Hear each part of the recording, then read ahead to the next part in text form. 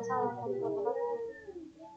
Ya, teman-teman, seperti biasa ya, kita masuk ke perkuliahan ke rutinitas kita setiap hari gitu, yaitu berkuliah. Nah, pada hari ini silakan untuk kelompok 7 mempresentasikan apa yang telah disajikan gitu. Dan untuk absen manual itu seperti biasa. Terus silakan teman-teman yang lain menyimak, memahami dan mengkritisi apa yang disampaikan oleh kelompok 7 mengenai model-model karir. Untuk mengefisiensikan waktu, saya persilahkan untuk kelompok 7 mempresentasikan proses model-model karir. Sekian dari saya, kurang dan lebihnya mohon maaf. Wassalamualaikum warahmatullahi wabarakatuh. Waalaikumsalam warahmatullahi wabarakatuh.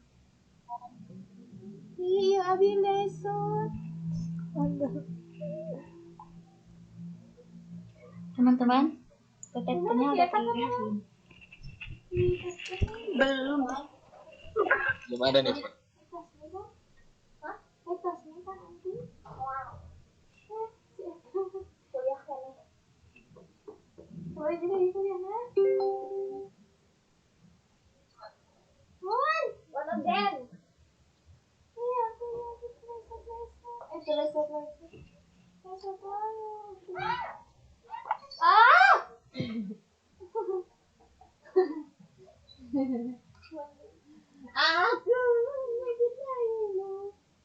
Bagaikan langit memeluk indah, dan tulus kita cinta di hati. Satu kata tadi, cinta yang dulu bersemi, kini menjadi masa laluku. Hatiku hancur, tiada bertepi. Balikan semua itu satu. Astagfirullahaladzim dong. Astagfirullahaladzim.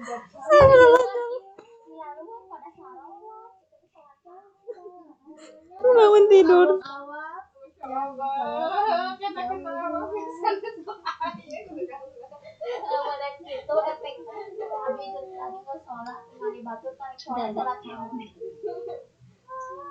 Belum ada teh.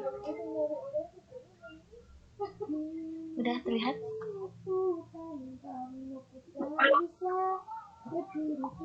Belum kan? Oke.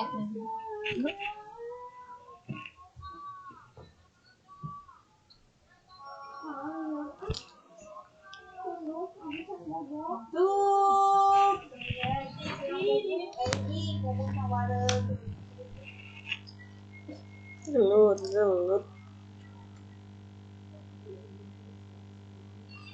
Schedule Ana.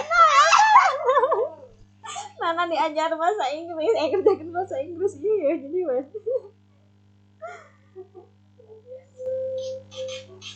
Sampai ngoyo sih nanti teman. Ibu jam berapa ke sana? Besok. Oh pagi-pagi. Nah, aku mau ngomong pagi.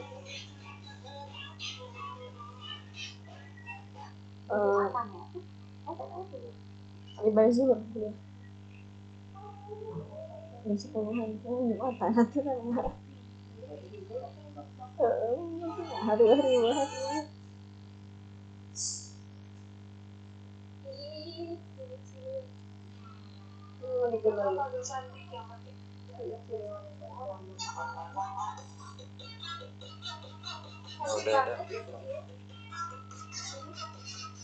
Gak ada deh.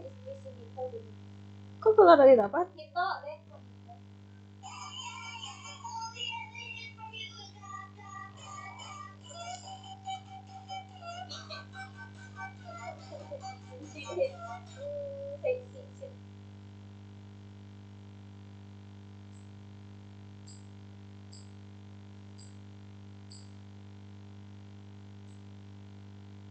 Ayo, maghrib guys.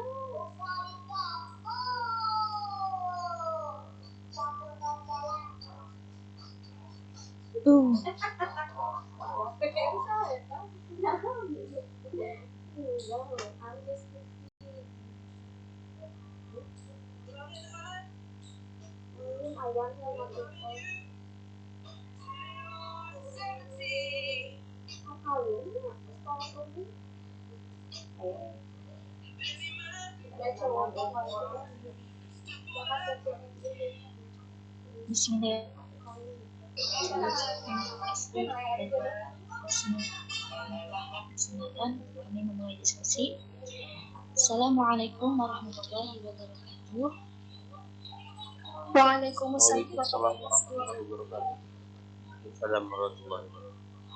Yang terhormat Bapak Sudarji PhD dan teman-teman sekalian yang telah hadir dalam diskusi kali ini. Semoga senantiasa kita selalu semangat dan diberikan kesehatan untuk menjalani aktivitas di bulan Ramadan yang penuh berkah ini. Mari kita niatkan sama-sama untuk mencari ilmu karena Allah. Insya Allah Allah permudah dan memberikan kita ilmu yang manfaat dan tentunya barokah. Amin ya robbal alamin. Sebelum kita mulai diskusi kali ini, mari kita sama-sama ucapkan bismillah. Bismillahirrahmanirrahim. Baik, perkenalkan saya Marwah Hanifah Nurwain selaku moderator kelompok 7 bimbingan karir. Di sini juga ada teman-teman saya yaitu Reni Nur Aini, Sri Mahilah Mahmudah, dan Yulia Nagil. Nah, di sini kami dari kelompok 7 akan membahas mengenai modal kan waktu. Mari kita mulai. Yang pertama yaitu mengenai akan diperoleh Reni Nur Aini. Kepadanya dikasih. Terima kasih Bu Moderator. Apakah suara saya terdengar? Terdengar teh. Terdengar. Pembinaan karya perspektif pengembangan skill.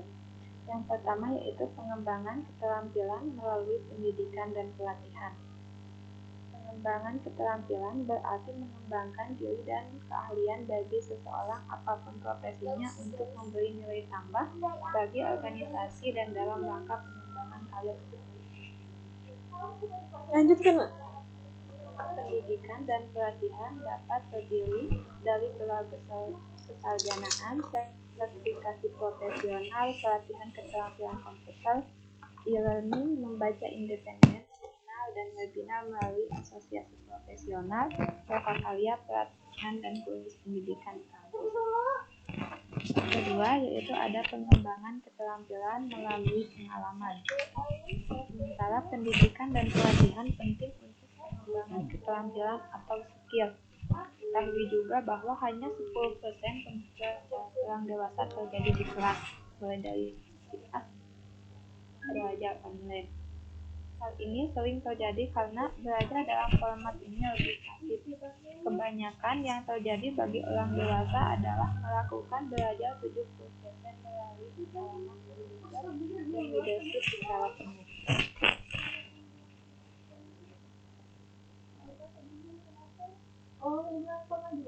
Pengalaman unik yang dapat membantu untuk maju menuju tujuan pengembangan karya akan tercipta oleh diri sendiri bersamaan dengan atasan atau manajer.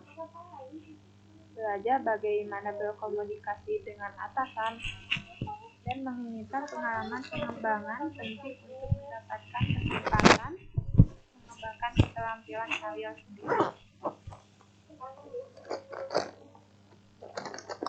Yang ketiga,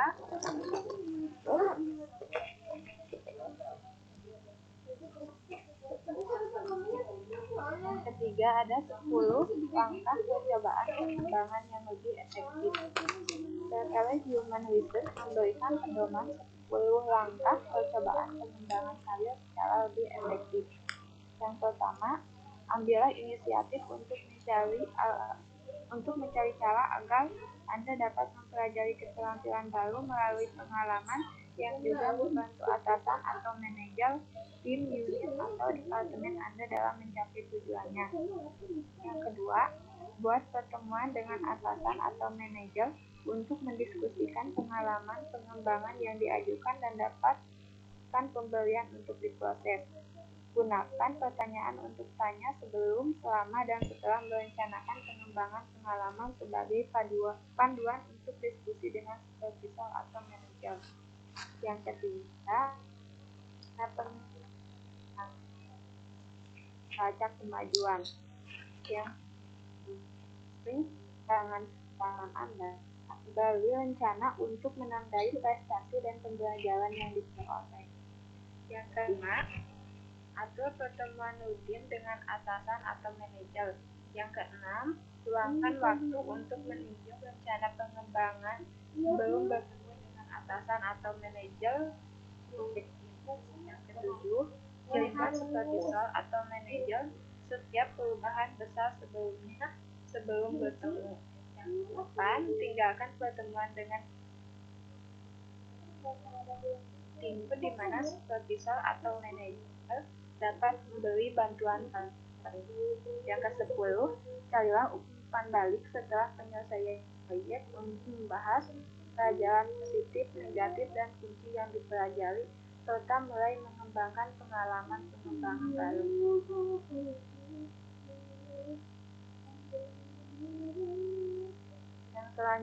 Yang keempat, ada inventarisasi pengalaman.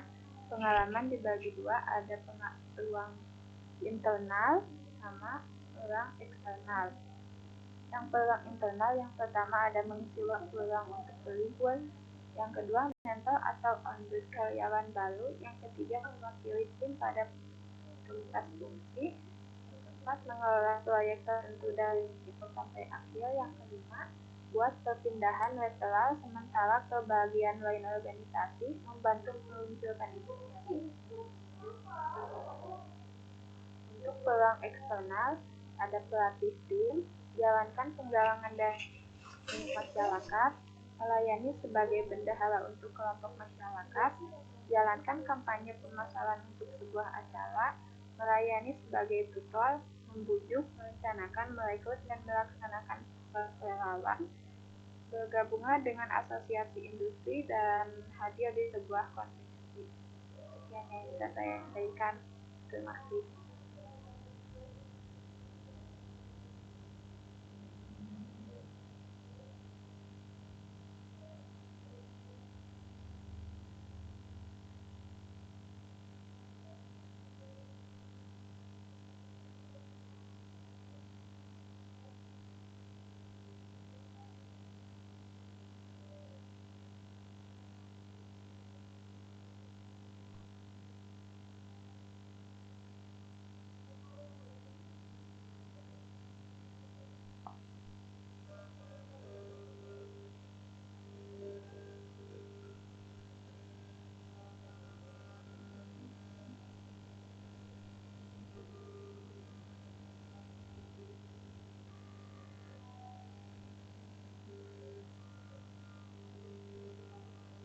Silakan.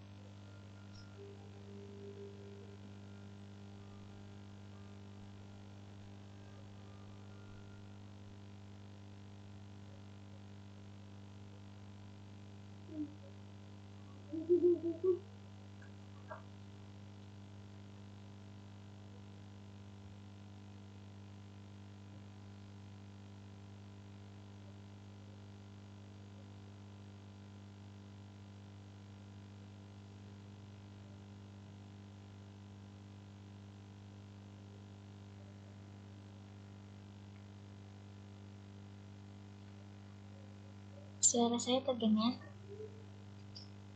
Terdengar, Teh? Terdengar.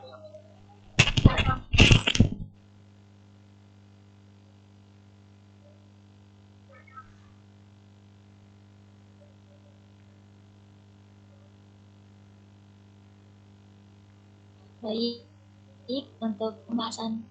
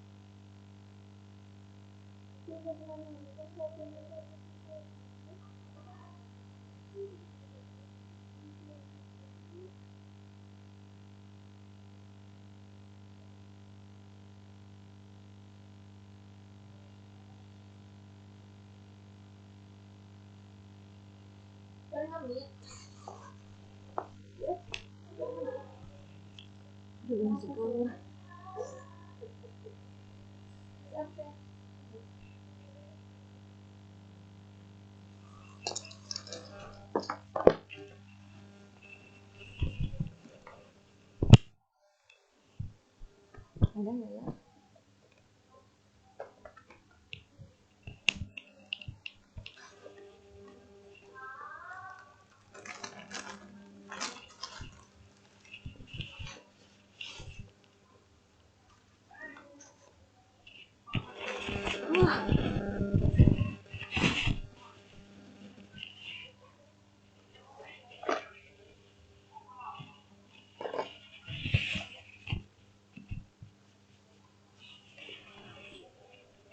Bismillahirrahmanirrahim. Sebelumnya teman-teman, suara saya semua terdengar jelas? Terdengar Teh Sri.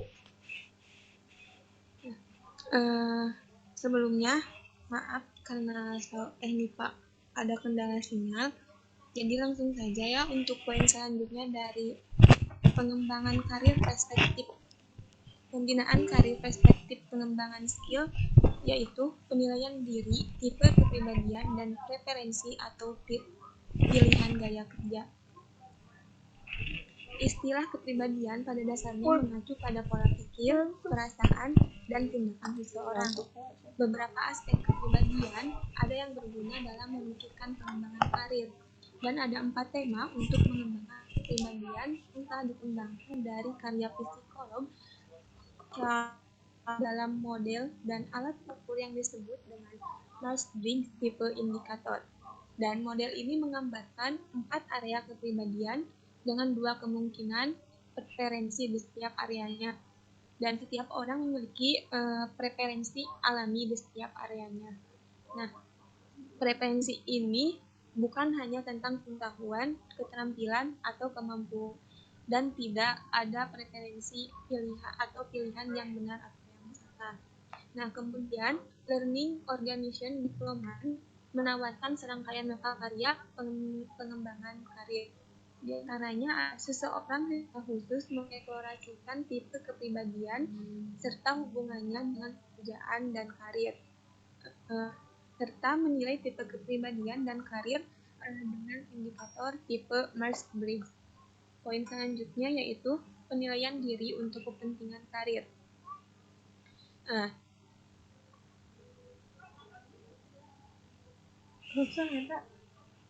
Sangat membantu dalam perencanaan karir. Kepentingan karir berbeda dari kemampuan ataupun keterampilan. Tapi cenderung aktivitas tertentu yang atau mengembangkan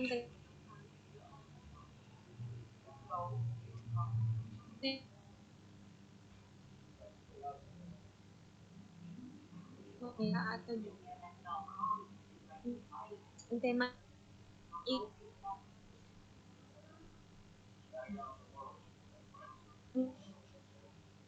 dengan karena memahami minat dapat membantu mengerti cara-cara guna bidang studi atau lingkungan kerja serta pertama yaitu realistis, sosial, penggiat, dan yang terakhir konvensional. Keenam tema tersebut bagi kebanyakan orang minat utama menggabungkan 2 atau 3 tema umum Nah, itu sering juga disebut dengan kode Rias atau kode Belanda. Dan inventaris minat kuat adalah alat nilai mandiri yang menghasilkan berdasarkan tanggapan individu serta informasi tentang bidang konten atau topik tertentu yang mungkin menarik dan pekerjaan yang menurut para pekerja yang sangat puas dan cenderung memiliki minatnya.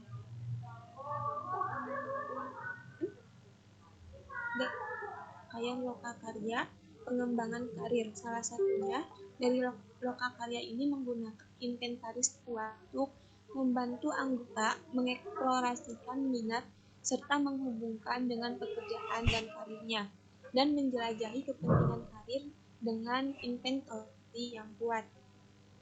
Dan poin yang selanjutnya yaitu ada penilaian diri, menilai karir sendiri. Menilai karir sendiri ini nilai kualitas yang penting dalam kehidupan kita, dan mereka sangat menentukan apa yang akan dituju dan berarti bagi mereka sendiri. Nah, meskipun nilai-nilai dapat berubah sebagai respon terhadap kehidupan, tetapi kita umumnya dianggap bertahan dan menyebabkan untuk membuat keputusan untuk dan konteks karir, perubahan terjadi dengan cepat tentang peluang dalam peran kerja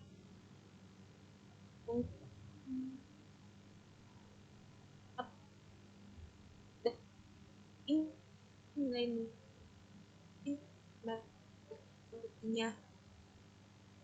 Kemudian untuk cara mengetahui dengan nanti tak bekerja itu sangat penting untuk memahami kepuasan serta motivasi bermanfaat untuk memikirkan nilai karir ini dikembangkan oleh dalam karyanya. Nilai karir ini dikelompokkan dalam 4 kelompok. Yang pertama yaitu nilai intrinsik, yaitu apa yang memotivasi kita untuk benar-benar mencintai pekerjaan kita hari demi hari dan kedepannya. Dan di antara daftar nilai-nilai ini ada presentasi, pemberian kepada masyarakat, status, kemandirian, dan kekuasaan. Yang kedua yaitu nilai lingkungan kerja, yang mana kondisi kerja dapat memberikan lingkungan optimal ya untuk melakukan pekerjaan yang terbaik bagi kita. Nah, lingkungan kerja meliputi belajar, manfaat, berpacu cepat, penghasilan yang nyaman, dan nilai isi pekerjaan yang membuat aktivitas kerja kita nanti dan paling memuaskan dan serta menarik perhatian. Di antaranya ada 18 nilai di bidang ini. Di antaranya ada seperti problem solving, organizing, public contact, serta kreatif. Dan yang terakhir ada nilai hubungan kerja. Ini adalah karakteristik interaksi dengan orang lain di tempat kerja, yaitu penting untuk karir kita sendiri. Nah, nilai-nilai hubungan kerja ini meliputi komunikasi terbuka, keanekaragaman, kepemimpinan, kerja tim, persaingan, serta kepercayaan. Nah, mungkin hanya itu yang bisa saya paparkan. Mohon maaf apabila banyak kekurangan, saya kembalikan lagi kepada moderator. Baik, terima kasih kepada Ya. penjelasan. Izin nih Pak.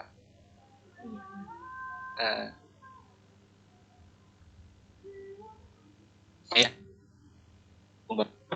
Bapak Sugandi Bahar sudah ada dan bersama kita semua, maka darinya kami persilahkan untuk Bapak Sugandi Bahar memberikan prakata untuk kami semua gitu. Untuk waktu dan tempat kami persilahkan kepada Pak Sugandi Harja.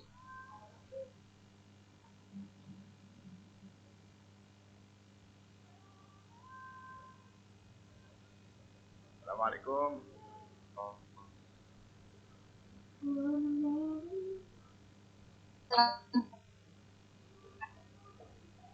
Mas Tio nih yang berbahagia. Terima kasih. Saya bertemu ini pada siang hari ini. Tadi kita sebagian sudah menyimak yang disampaikan kita berkaitan dengan bagaimana mode-mode pengembangan karir kerja bagi seorang staf terhadap manajernya, terhadap leadernya, gitu kan, bagaimana dia mengembangkan dalam pekerjaan. Tapi tentu bagi kita yang masih belum bekerja dan tahun depan insya Allah kita ini akan masuk ke dalam kualifikasi sebagai fresh graduate, artinya lulusan yang baru dan memasuki suatu lapangan pekerjaan.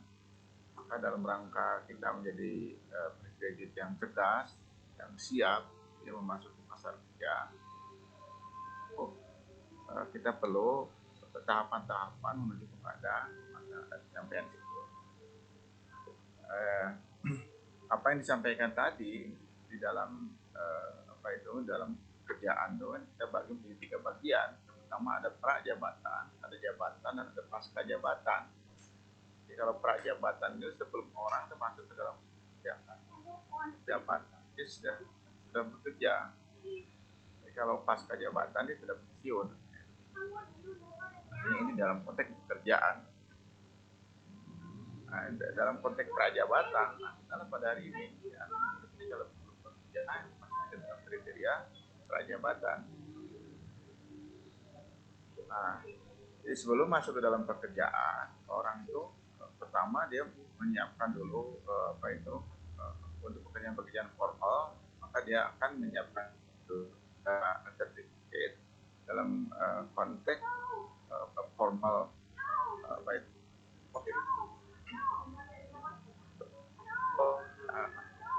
yang formal itu menjadi PK, penyuluh agama. Di konteks formal itu kan terhubung dengan atau di dalam wadah organisasi berita atau organisasi itu di mana jam kerja itu teratur.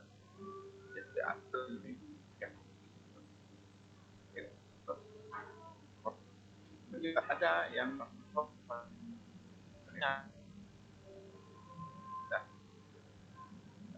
memulainya juga lebih cepat di dalam pertemuannya.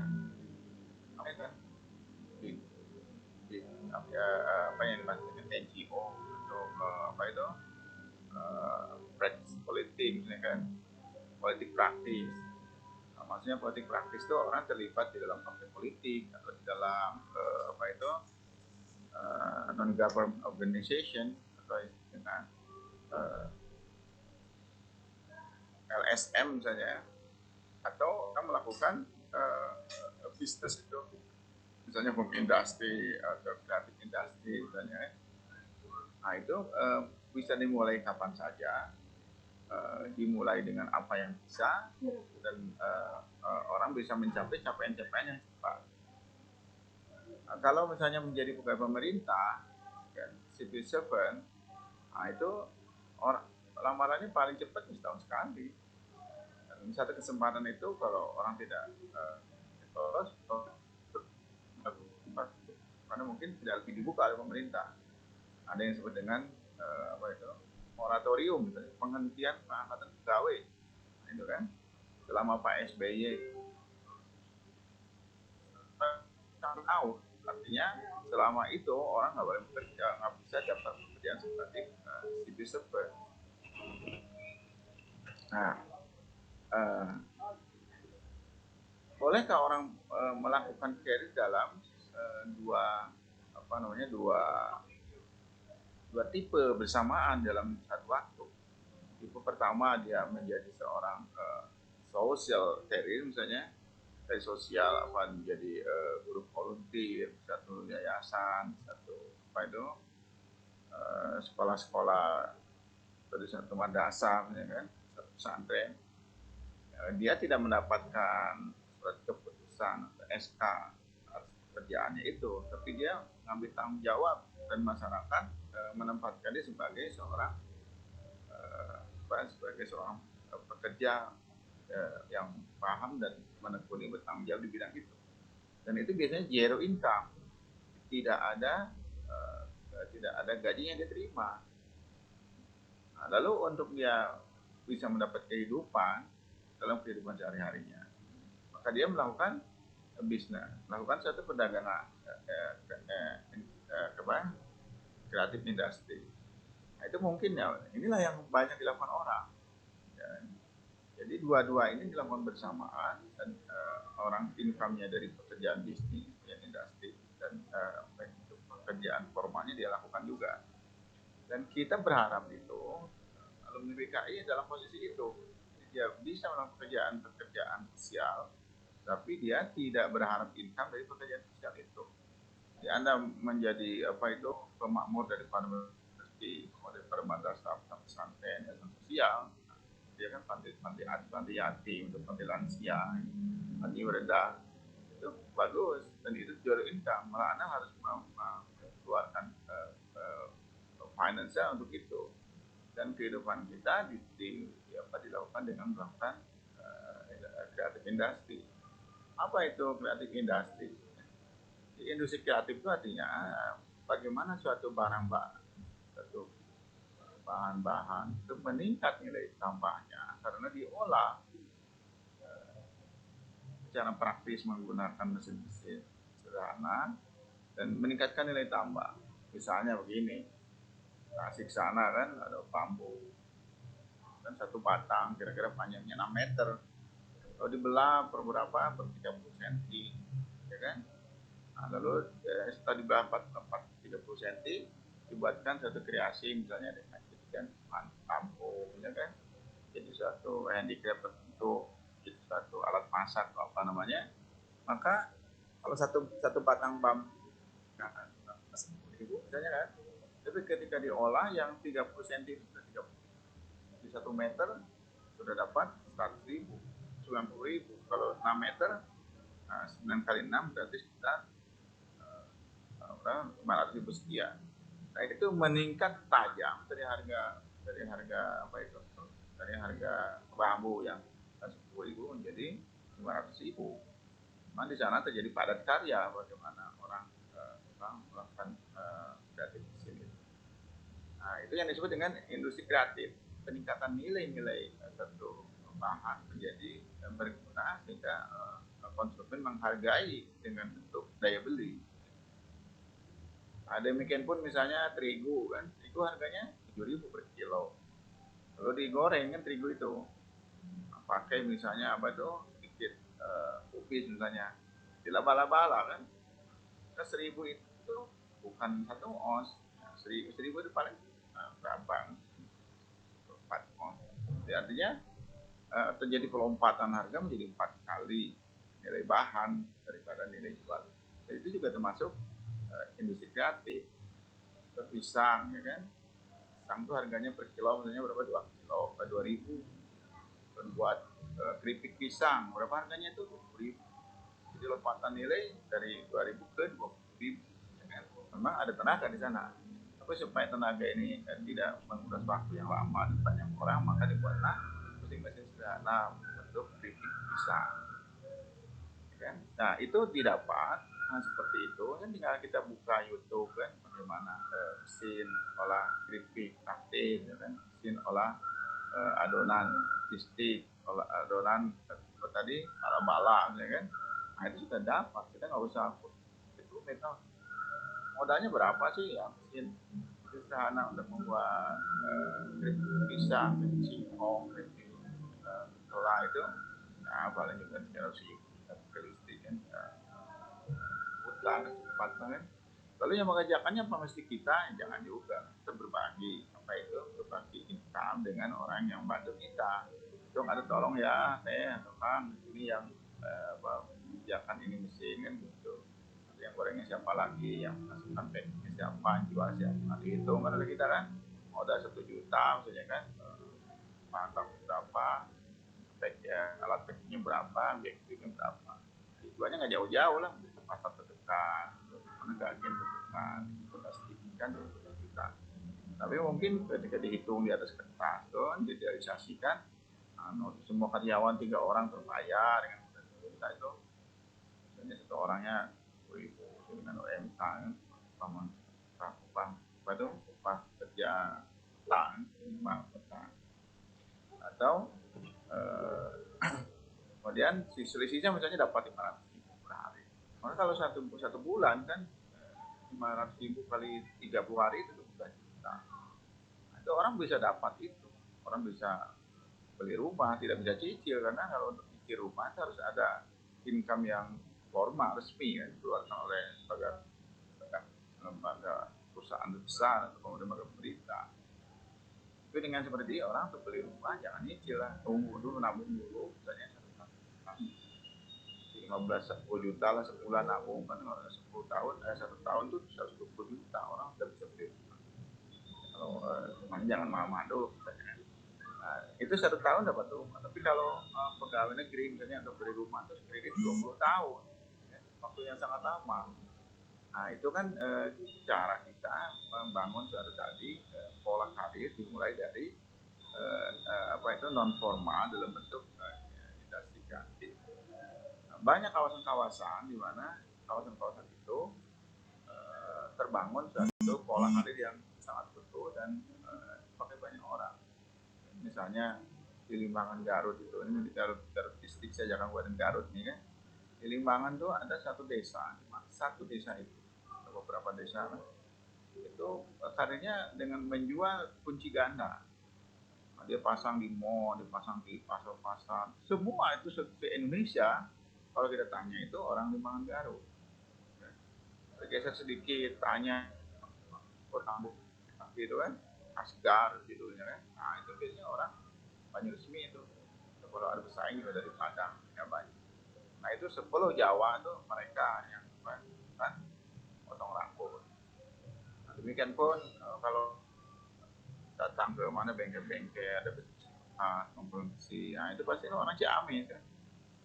Orang Ciamis ke Indonesia yang besi itu, kas, apa namanya, mereka.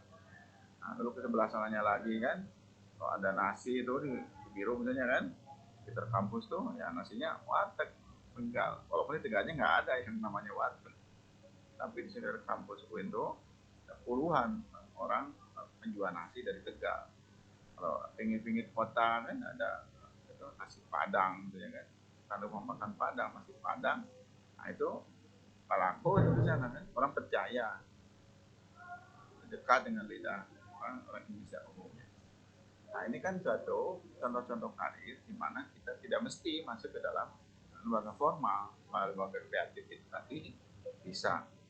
Lalu tentu kalau kita ingin tahu bagaimana sih bisnis cukur rambut, kalau ada di Ustadz, apakah boleh nggak jadi cukur rambut? Ya boleh sih boleh, tetapi mesti ini bisa dilakukan manajemen, ya kan? Misalnya begini, kalau kita sewa misalnya satu toko, katakanlah 1 bulan 2 juta, ya kan? Satu harinya berapa itu? 2 juta dibagi 10.000 kan? Lalu kita kerjasama dengan orang resmi, kan ini jagalah toko ini kan, rambut kita nih kita bagi 2 nanti kan, kita potong dulu nih, akan makan dulu berapa 10.000 harinya. Nah, cicilan saya ini kan berapa, 70.000 hari kan. Oke lah, berdua lah boleh, silakan ya. Nah, dia datanglah sehari misalnya 30 malam kan, pasti berapa itu, 15.000 kan sudah 450.000 berapa, 2 juta itu pinggir jalan apa sih rame. 60.000 dikurangi 70.000 dikurangi apa? Saya kan selisih 350.000 per hari. Dibagi 2 tuh, terus 50.000. 50.000 kalau 1 bulan kan sudah berapa? 4,5 juta, 1 titik tuh. Jadi kalau ada masang 5 titik, ya kan? Tadi 1 titik 4,5 juta, kalau 10 titik kan 45 juta itu sebulan. Setahun berapa? Bisa tahun itu bisa 0,5 miliar. Nah, itu kan kreatif tuh, ya kan? Tidak begitu rumit. Nah, di mana sih kursus pengadaan alat-alat jahit, alat-alat potong rambut, buktinya kan, buktinya, apalagi kartinya apa namanya kan? Nah itu boleh nanya ke saya tuh. Saya orang Garut paham, anak itu yang standar rambut orang Garut. Kalau tanya juga di mana sih mesin-mesin untuk kunci ganda itu, tanya ke saya juga, nanti kasih tahu. Kalau tanya di mana sih apa itu beli alat-alat untuk mengolah bambu menjadi tadi ya, jadi menjadi sumpit kah, menjadi apa namanya kan? Nah itu lihat YouTube kan aja, harganya murah-murah. Oh, di mana? Pasar Baru Bandung banyak, kalau beli datang jadi ada langsung satu direct atau online juga. Walaupun online itu susah juga kita ini cara operasinya gimana, kadang-kadang di YouTube itu nggak jelas.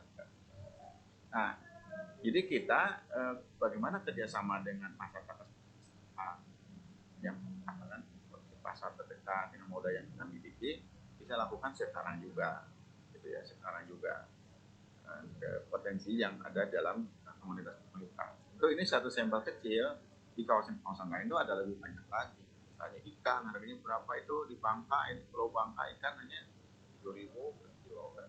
Kalau di Bandung kan paling murah 30.000. Ada lompatan dari 30.000 berapa kali kan. Jadi dijual mentah kan nggak mungkin karena ada es dan lain-lain. Lalu kan kita belajar bagaimana olahan ikan itu sehingga bisa dijual dan awet. Dibuatlah dendeng ikan, dibuatlah apa tuh abon ikan, dibuat apa namanya, dan itu nilai tambahnya meningkat dan modalnya nggak usah besar. Nah kita miliki. Cuman besar untuk Indonesia bantu kan. Saya punya komunitas tuh, komunitas para pedagang. Mereka senang dapat barang-barang kreatif yang apa itu harganya tidak begitu ketat sehingga mereka bisa menjualnya sesuai dengan daya beli. Nah hal seperti ini diperlukan dalam jauh kesehatan disebut dengan mentor karir. Mentor itu kita amati, kita tanya, kita ambil bagian dalam proses berkarir seperti komunitas tadi, ya, komunitas rambut, komunitas besi padang, komunitas warteg, komunitas atau besi, pengolahan bambu, gitu ya. Nah, ada juga di samping mentor yang disebut dengan magang. Ya, kalau magang itu ya orang belajar bagaimana sekolah besi kan, tapi dia akan menjadi praktisi di bidang itu. Dan bagi kita itu tentu tidak baik karena kita tidak dilatih untuk itu dan tidak dikondisikan untuk itu. Tapi kita bisa kerjasama dengan orang-orang pelaku itu marketing gitu ya gitu. Kita menjadi little manager kecil lah untuk itu kan, karena modalnya kecil juga. Tapi dapat real produk yang dihasilkan dan real pasar yang bisa dibikin. Itu nanti komunitas-komunitas banyak, maka bahan pun banyak, sehingga menjual pun bisa bersama-sama kan. Dan itu menjadi menguntungkan. Dan di dalam industri kreatif itu ada momentumnya kan. Misalnya kalau lagi bulan puasa begini, jual sirup itu kan laku kan. Jual baju itu lah. Nah, kalau jual tas sekolah di awal pelajaran sekolah ya kan, seperti begini lagi sepi begini orang tidak boleh pergi kan, ada lockdown karena kawasan-kawasan itu PSBB ya maka dagangnya online lah ya kan, apa namanya kan, tidak kebutuhan dasar paling tidak sembako itu kan, kue itu bisa dilakukan. Nah ini kan satu pola-pola karir, pola pengembangan karir yang formal dan non formal. Kita boleh memilih leluasa untuk itu. Kita boleh bekerja mandiri, boleh bekerja bersama, kan? Boleh bekerja di dalam job yang yang jelas orang-orang kan, untuk waktu di dalam rangka itu. Dan kita tadi berharap kalau sudah Anda kuat kan udah punya penghasilan apa-apa ya terlibatlah di dalam apa itu organisasi sosial, mewakafkan tanah, bangun masjid kan, pesantren, kelola panti yatim, bantu panti yatim yang sudah ada kan, bantu orang tua, bantu kawasan-kawasan bangkit begitu. Nah ini tugas daripada Anda yang sudah berhasil membangun kreatif industri. Dan negara perlu orang seperti ini. Ya, negara akan memberikan penghargaan. Ya, Anda nih yang ada di Jawa Barat ini boleh kontak saya nih, kebetulan saya bagian dari LSM pengembangan home industry.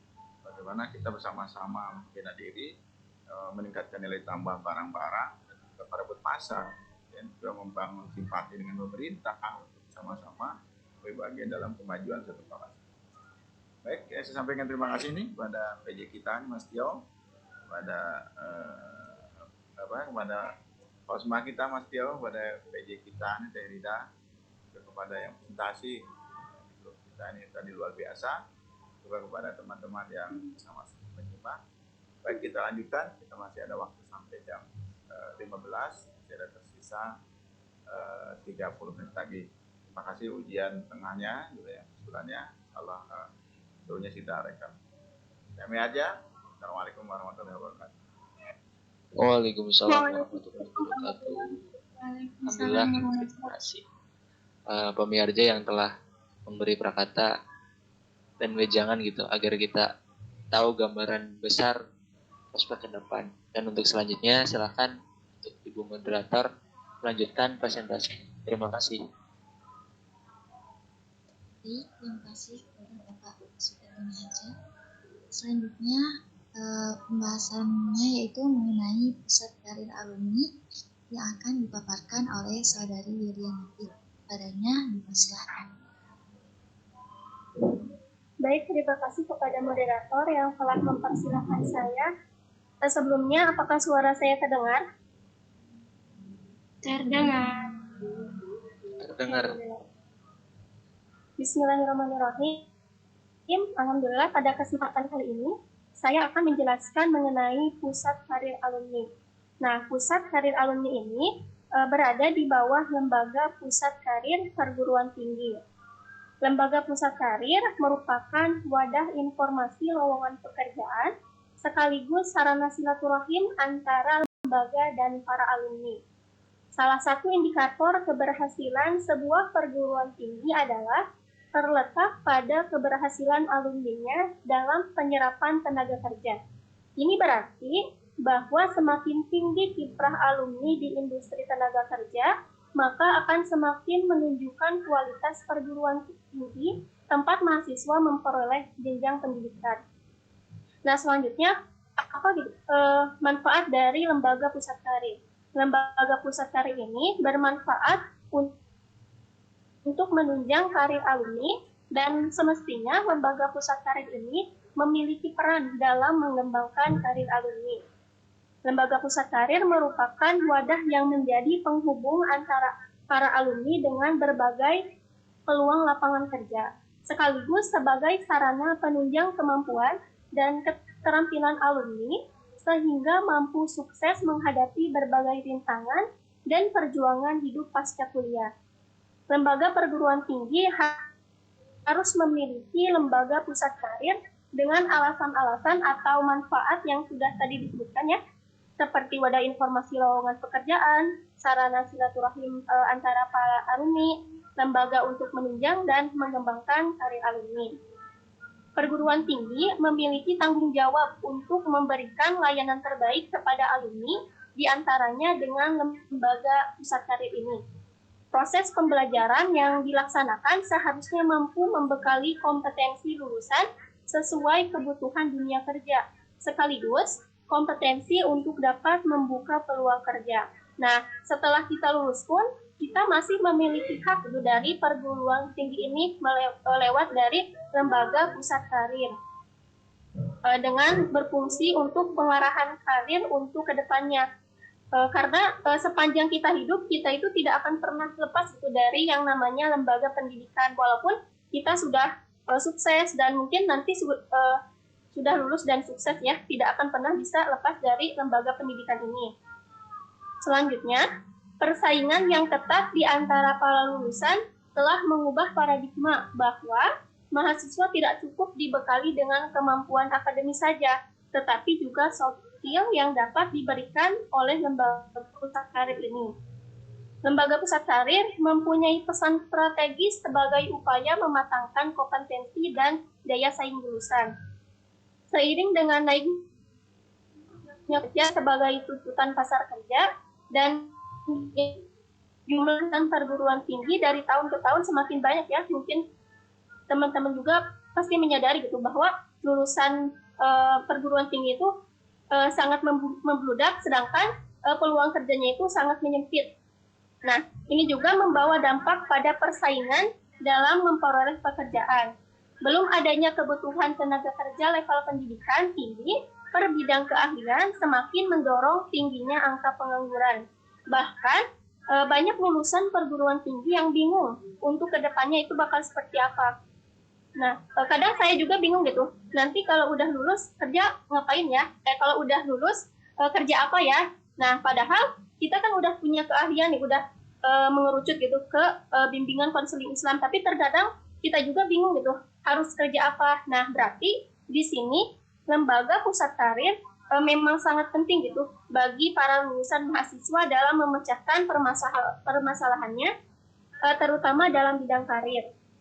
Selanjutnya, manfaat lain dari lembaga pusat karir yaitu untuk menghadapi tantangan global ASEAN Economic Community yang berimplikasi pada masuknya tenaga kerja asing ke tanah air. Maka perguruan tinggi dituntut untuk menyiapkan lulusan yang terampil sehingga menjadi sumber daya manusia yang terdidik dan berkualitas. Nah, mungkin teman-teman juga sudah mengetahui ya bahwa sekarang ini banyak tenaga kerja asing yang malah mendominasi gitu di berbagai lini pekerjaan, dan kita itu sebagai pribumi malah terkalahkan gitu oleh tamu-tamu dari luar, karena memang di luar atau di luar negeri itu sangat diasah gitu kemampuan dari SDM-nya masing-masing. Nah, mungkin itu penjelasan dari saya. Terima kasih. Saya kembalikan lagi kepada moderator. Baik, terima kasih kepada saudari Nabil.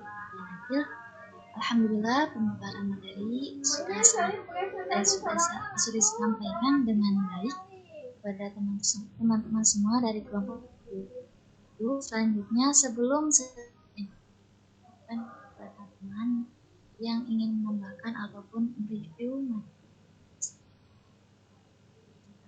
silakan.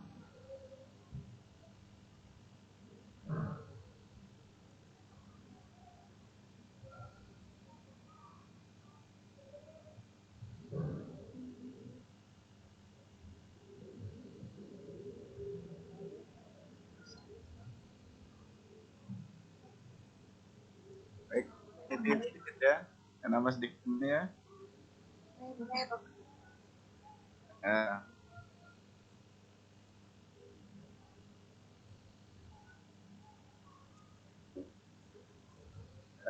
Kan satu konsep pengembangan kawasan di mana itu terpaut dengan karir orang per orang. Misalnya bagaimana kawasan di Kuala Lumpur, Malaysia, kebetulan saya studi di sana, itu tahun 2016 tuh Raja Amerika mengumumkan bahwa tahun 2021 ke sana ya kita akan mendapatkan suatu income secara otomatis lah katakan gitu ya. Nah, dari mana income itu? Mereka bangun suatu ruko kan, bangun suatu pertokoan, lalu berdagang kuliner dan apa kan.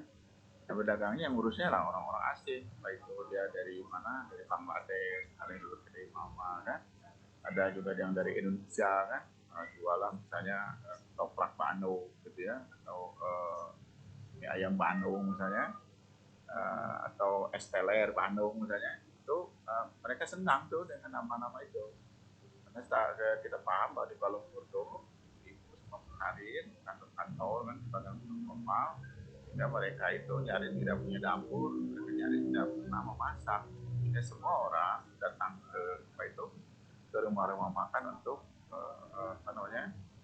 untuk memenuhi kebutuhan terjadi kan, makan di tempat itu. Hampir semua masjid di mana di Kuala Lumpur itu terpadu antara masjid dengan rumah makan dan parkir yang luas gitu kan. Dan izin di sana itu untuk bangun masjid sulit karena dibangun negara di Arab Saudi. Nah, jadi datanya orang asing kawasan itu tumbuh karena orang asing akan makan di sana, orang asing akan membeli penginapan dengan kita tempat itu, belanja lain-lain. Nah, jadi kedatangan orang asing dengan sistem pemerintahan yang tepat itu akan menguntungkan membuat internasional tourism atau domestic tourism itu menguntungkan, atau mungkin juga pengusaha ya entrepreneur internasional juga diperlukan. Tapi di kita di Indonesia ini kenapa sistemnya yang kita tidak paham, sistem yang tidak dijelaskan kepada masyarakat. Banyak orang yang menjual tanah kepada orang asing, jual lahan strategi, kemudian strategi kepada orang asing, dan kemudian terjadi penguasaan ya akibat dari kekurangan tahuan kita, potensi itu dibeli orang lain.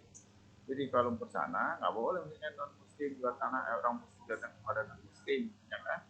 Nggak ada itu. Atau di mana di Batak nggak boleh misalnya tanah dijual ya diberikan kepada diwariskan pada orang yang tinggal di kawasan. Orang tidak tinggal di sana ya jangan terwaris di kota.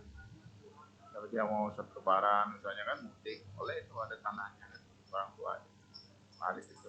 Jadi maksud kita bahwa ada satu kita tidak boleh khawatir dengan kedatangan orang-orang asing, tidak boleh khawatir dengan karena kita bisa bisnis ketika kita punya daya tawar.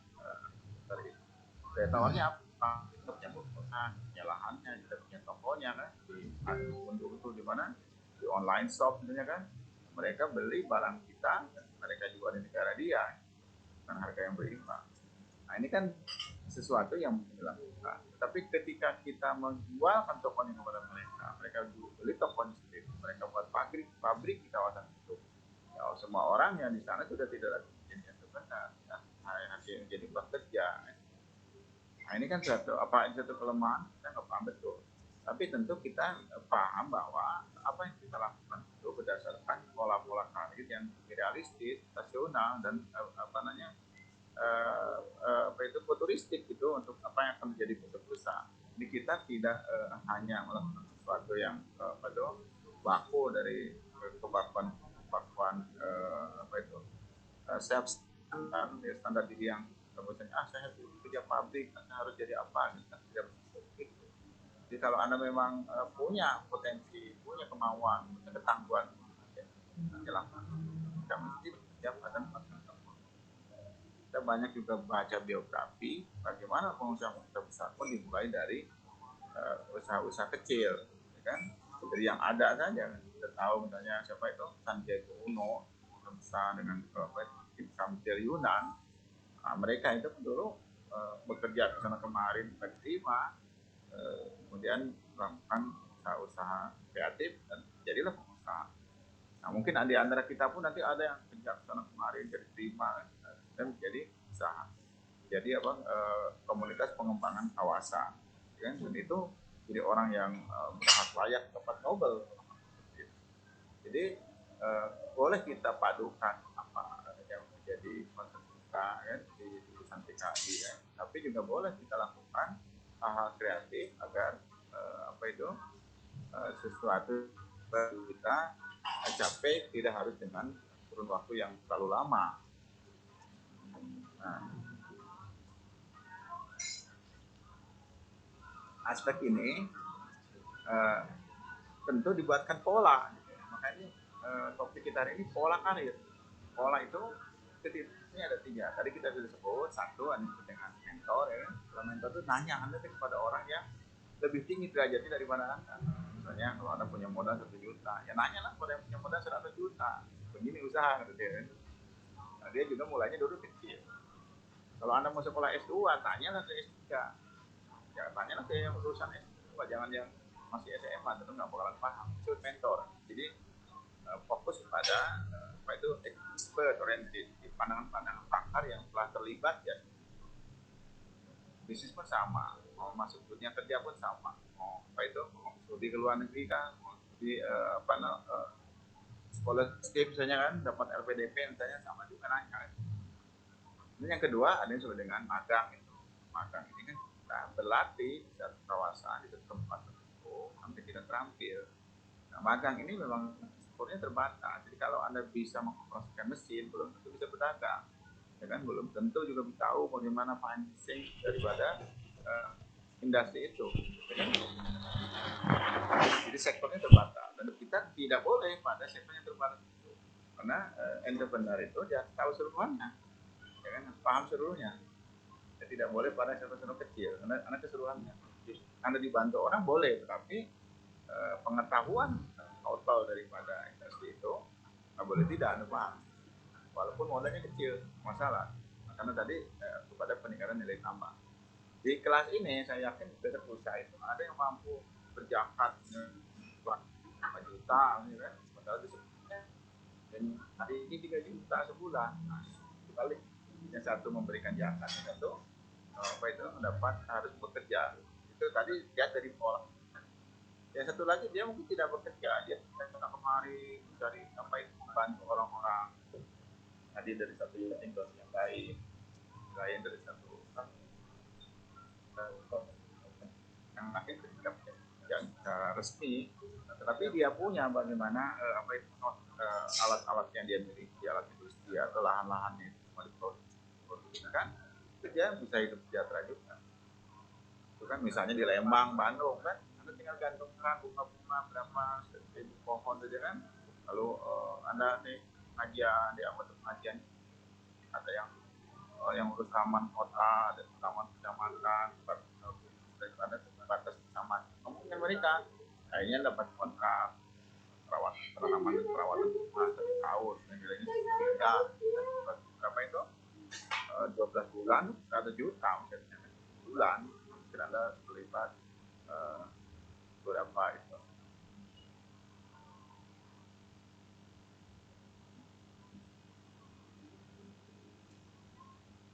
Nah, itu kan bagaimana kita pada bagian-bagian itu.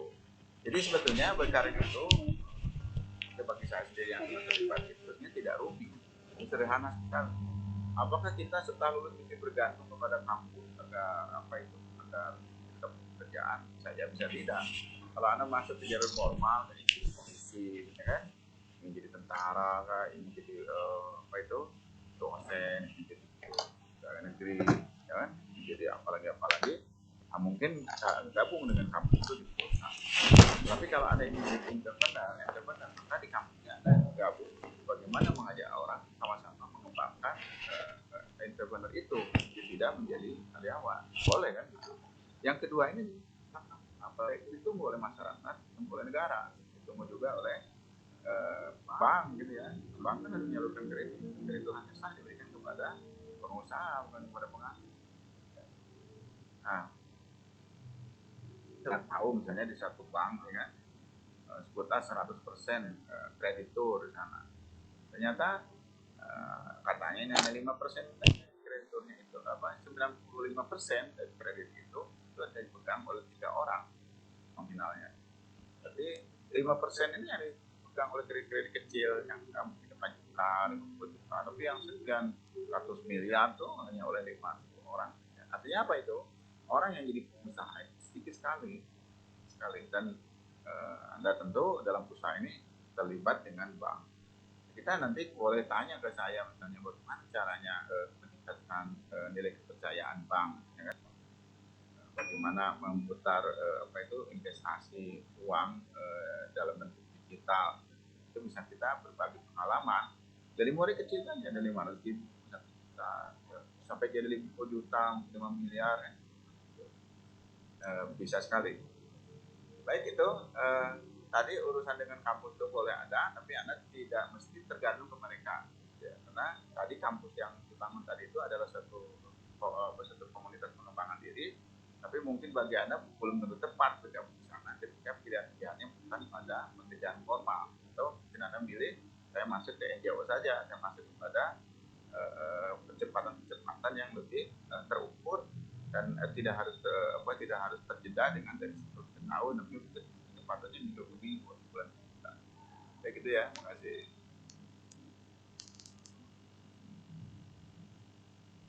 Baik, terima kasih kepada Bapak Sugeng Haja yang telah memberikan tambahan penjelasan untuk materi hari ini. Untuk selanjutnya, jika tidak ada yang ingin mereview materi yang telah disampaikan oleh kelompok 7, di sini saya akan buka sesi diskusi. Tanya jawab, silahkan bagi teman-teman yang ingin bertanya. Kita dulu untuk 2 orang penanya, silahkan. Izin Izin boleh. bertanya. Kan Resti Fatia dulu. Baik. Baik, terima kasih Ibu Moderator yang sudah mengizinkan saya untuk bertanya. Pertanyaan saya ini, bagaimana jika kita itu sudah merasa siap untuk terjun ke dunia karir dengan bekal ilmu dan keterampilan yang kita dapatkan saat bersekolah atau saat di perguruan tinggi gitu. Tetapi sedangkan penampilan seorang muslimah yang syar'i itu malah dirasa menjadi hambatan gitu dan sulit diterima oleh sebagian lembaga pekerjaan. Terima kasih. Terima kasih kepada Saudari Resti yang telah memberikan pertanyaannya. Silakan kepada Saudara Tio. Izin bertanya ya mengenai pembinaan karir perspektif pengembangan skill. Di situ kan ada pengembangan keterampilan melalui pendidikan pelatihan dan juga ada penilaian diri dalam tiga poin penilaian diri poin akhir itu. Nah, yang jadi pertanyaan saya mungkin pertama bagaimana gitu secara gambaran umum metode teknik pelaksanaan dari pengembangan keterampilan melalui pendidikan dan juga pelatihan. Pelaksanaannya bagaimana dan seperti apa? Terus yang kedua itu mengenai penilaian diri itu bagaimana metode yang digunakannya dan juga alat ukur dalam penilaian kesesuaian dengan dirinya. Itu sih yang jadi pertanyaan saya. Terima kasih Bu Moderator. Terima kasih kepada Saudara Tio. Izinkan kami berdiskusi terlebih dahulu dengan pertanyaannya.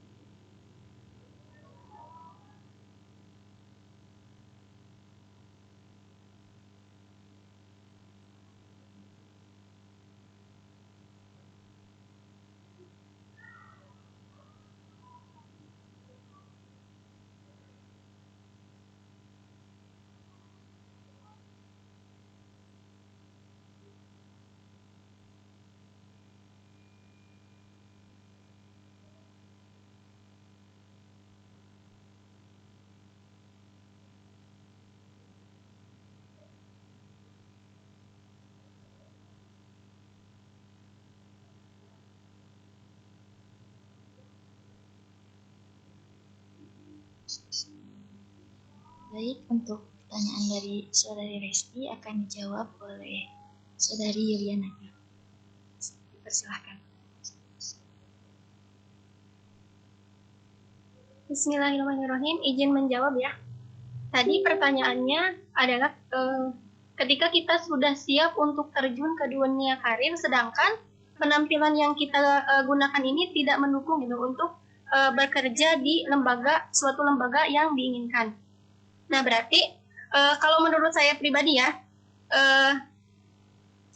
kan ini tadi berprinsip bahwa bekerja itu harus di suatu lembaga ya tadi. Nah, berarti kita harus mengubah mindset gitu bahwa bekerja itu bisa di mana saja, berkarir itu bisa di mana saja.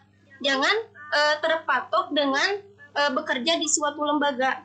Nah, waktu webinar kemarin kita mendapatkan ilmu baru gitu bahwa ketika kita berkarir dan memilih pekerjaan, kita bisa mengkreasikannya. Misalkan Saudari Resti ini ahli dalam bidang menulis. Kan jika idealnya berarti bekerja di lembaga kepenulisan atau lembaga yang membuat tulisan gitu ya. Terus Resti berarti harus bersikap kreatif gitu dengan menciptakan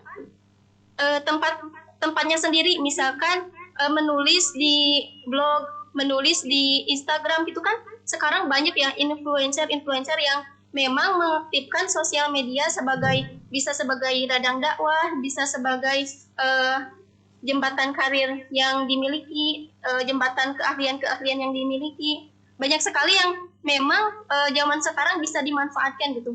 Contoh lain bisa sebagai vlogger makanan, vlogger kecantikan, dan menurut saya dengan berpenampilan syar'i masih bisa berkarir kok, masih ada banyak gitu yang dapat kita manfaatkan, media-media yang dapat kita manfaatkan sebagai media kita untuk berkarir gitu. Sekarang kan banyak ya orang-orang yang berpenampilan syar'i memanfaatkan untuk menjadi endorse gitu. Banyak sekali gitu. Jadi kalau menurut saya pribadi ya jangan berprinsip bahwa lembaga itu tempat bekerja gitu. Kita harus berprinsip bahwa lembaga bukan salah satu tempat kita untuk bekerja, tetapi kita harus memiliki kekreatifan dan juga prinsip bahwa bekerja bisa di mana saja dan menggunakan media saja, apalagi dengan penampilan yang sebagai muslimah kita miliki. Memangnya saya juga merasakan bahwa penampilan yang kita miliki ini kadang susah gitu untuk diterima masyarakat, tetapi kita berarti harus bersikap kreatif gitu untuk menciptakan karir kita sendiri, bisa menjadi penulis, vlogger, influencer yang memang bisa kok, udah banyak di IG gitu yang mengenakan cadar, mengenakan pakaian syar'i tapi tetap bisa berkarir dengan caranya sendiri. Mungkin itu saja ya. Mohon maaf apabila terdapat kekeliruan. Terima kasih. Alhamdulillah sudah dijawab dengan baik ya. Bagaimana Saudari Resti? Apakah sudah terjawab? Terima kasih Saudari Nagio yang sudah menjawab pertanyaan saya. Alhamdulillah sudah ada sedikit gambaran mengenai karir untuk yang berpenampilan syar'i. Terima kasih. Alhamdulillah. Artinya pakaian itu tidak membatasi kita ya untuk berkarir. Masih banyak pekerjaan yang bisa mendukung kita walaupun tetap memakai pakaian muslimah. Untuk pertanyaan dari saudara Tio, kami masih mendiskusikannya. Mungkin teman-teman yang barangkali ingin menjawab pertanyaan saudara Tio, dipersilahkan.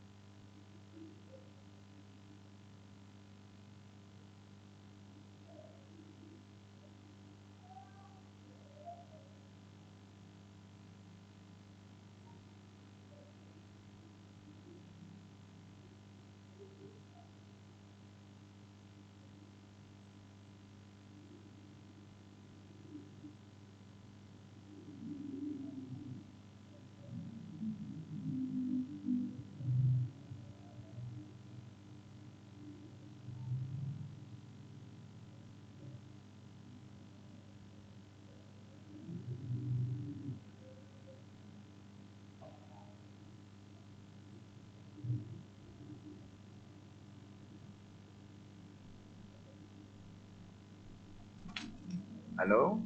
Nah, boleh lanjut ini? Sudah tutup?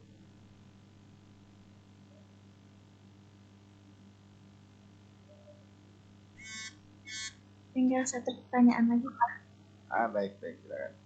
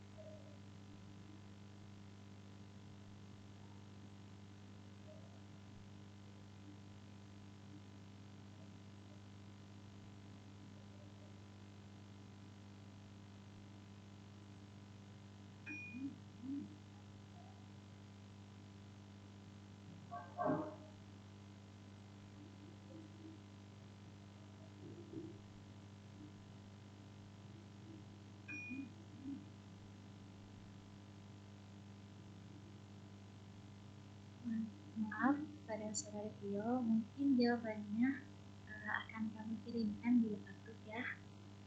Mungkin karena waktunya juga yang sudah habis, sudah tidak. Bagaimana? Iya, baik. Terima kasih Bu moderator dan kelompok 7. Ditunggu di grup ini. Mungkin ditutup saja diskusi kali ini. Alhamdulillah tadi pertanyaan sudah terjawab dari saudari Resti. Untuk pertanyaan dari saudara Tio akan menyusul di WA Group. Terima kasih kepada teman-teman yang sudah interaktif dalam diskusi kali ini. Mohon maaf dari kami kelompok 7 jika masih terdapat banyak kesalahan. Kurang lebihnya mohon dimaafkan. Assalamualaikum warahmatullahi wabarakatuh. Waalaikumsalam warahmatullahi wabarakatuh. Terima kasih teman-teman kelompok 7 yang telah mempresentasikan mengenai model-model karir ya. Mungkin pada pertemuan kali ini segitu saja untuk teman-teman kelas yang sedang berpuasa. Semoga apa yang menjadi aktivitas kita sekarang ini menjadi amalan ibadah. Dan terima kasih ke teman-teman semua yang telah berhadir sampai akhir atau akhir perkuliahan. Dan juga mohon maaf apabila terdapat banyak kekurangan, kekeliruan, dan salah tutur kata dari saya pribadi. Kurang dan lebihnya mohon maaf. Wallahumma fiqh lakum tarik. Assalamualaikum warahmatullahi wabarakatuh. Waalaikumsalam warahmatullahi wabarakatuh. Waalaikumsalam warahmatullahi wabarakatuh. Waalaikumsalam warahmatullahi wabarakatuh. Waalaikumsalam warahmatullahi wabarakatuh. Kemudian teman-teman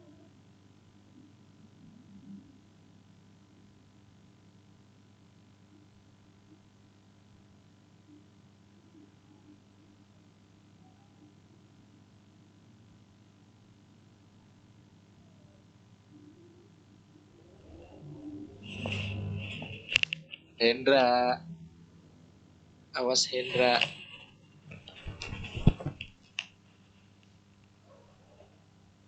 Kumaha yo.